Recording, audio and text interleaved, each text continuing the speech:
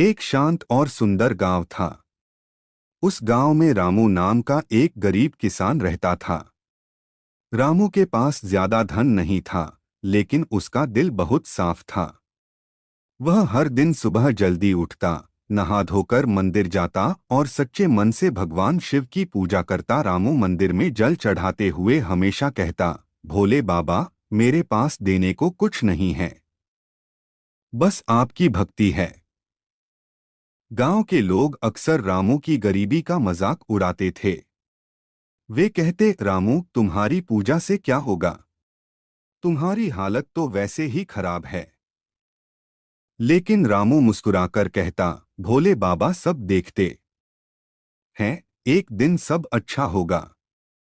एक दिन कैलाश पर्वत पर बैठे भोले बाबा ने रामू की सच्ची भक्ति देखी।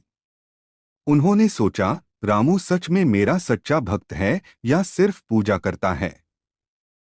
उसकी परीक्षा लेनी चाहिए। यह सोचकर भोले बाबा एक बूढ़े और कमजोर भिखारी का रूप धरकर धरती पर आ गए। उस दिन रामू खेत में बहुत मेहनत करके लौट रहा था।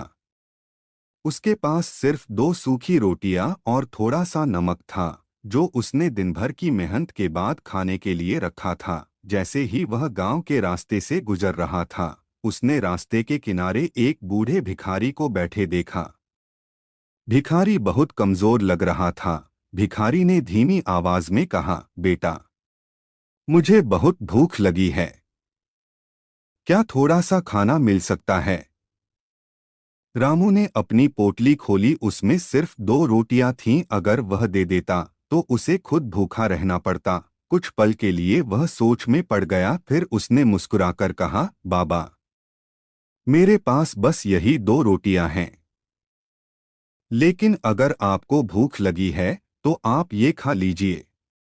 रामू ने अपनी दोनों रोटियां उस बूढ़े को दे दीं और खुद बिना खाए घर जाने लगा। जैसे ही रामू आगे बढ़ा, अचानक उसके पीछे तेज रोशनी फैल गई। रामू ने मुड़कर देखा तो वह बूढ़ा भिखारी गायब था। उसकी जगह सामने स्वयं भोले बाबा खड़े थे। रामू यह देखकर हैरान रह गया और तुरंत उनके चरणों में गिर पड़ा। भोले बाबा मुस्कुराए और बोले, रामू, आज मैंने तुम्हारी भक्ति की परीक्षा ली थी। तुम खुद भूखे थे, फिर भी तुमने अपना खाना किसी और को दे दिया।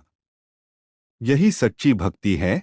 फिर भोले बाबा ने रामू को आशीर्वाद दिया, आज से तुम्हारे घर में कभी अन्न की कमी नहीं होगी। उस दिन के बाद रामू की किस्मत बदल गई। उसके खेतों में भरपूर फसल होने लगी और उसका जीवन खुशियों से भर गया।